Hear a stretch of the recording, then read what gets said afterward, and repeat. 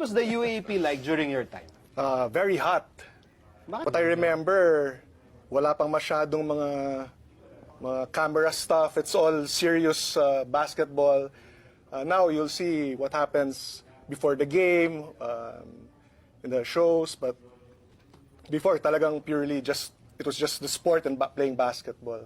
So, yung last year ko was the first year of Studio 23. Okay.